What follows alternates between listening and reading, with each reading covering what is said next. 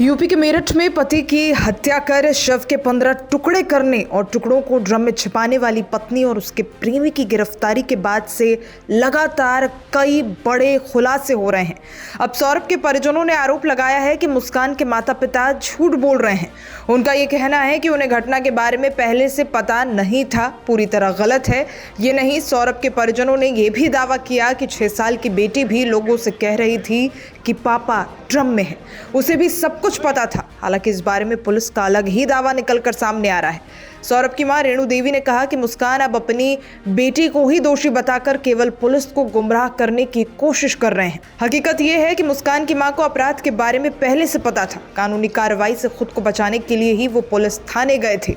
रेणु देवी ने पत्रकारों से बातचीत में दावा किया कि सौरभ की 6 साल की बेटी को उसकी मौत की खबर थी।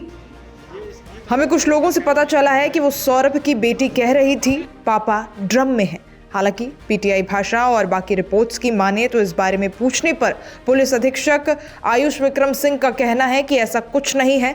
उन्होंने कहा कि इस बारे में बच्चे के परिवार वालों ने उसे बता दिया होगा, या जब मुस्कान परिवार वालों को घटना की कहानी सुना रही होगी तब बच्ची वहीं मौजूद होगी। एसपी का यह भी कहना है कि बच्चे को इस बारे में कुछ नहीं पता था। उन्होंने कहा कि मुस्कान और साहिल को रिमांड पर लेने के लिए पुलिस अदालत में आवेदन करेगी।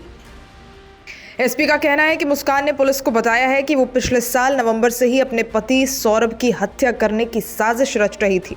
वहीं इस मामले में ये भी सामने आया है कि साहिल शुक्ला अंधविश्वासी था। पुलिस अधीक्षक ने बताया कि साहिल की मां का निधन हो चुका है और इसका फायदा उठाते हुए मुस्कान ने अपने भाई के नाम से स्नैपचैट की एक फर्जी आईडी बनाई और फिर अपने प्रेमी साहिल को कहा कि तुम्हारी मरी हुई मां अवतरित हुई थी और कहा कि सौरभ का वध करना पड़ेगा।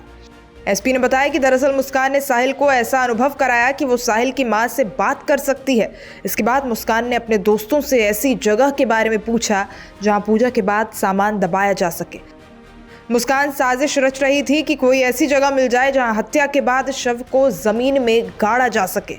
उन्होंने बताया कि जब मुस्कान को पता चला कि सौरभ फरवरी में आ रहा है तो उसने मुर्गा काटने के बहाने चाकू खरीदा और बेहोशी की दवा खरीदी तथा हत्या को अंजाम दिया। पुलिस अधीक्षक के अनुसार मुस्कान को इस बात का पता था कि सौरभ की हत्या के बाद उसके परिजन उसके बारे में पूछताछ करने की कोशिश नहीं करेंगे, क्योंकि सौरभ 2 साल से बाहर रह रहा था।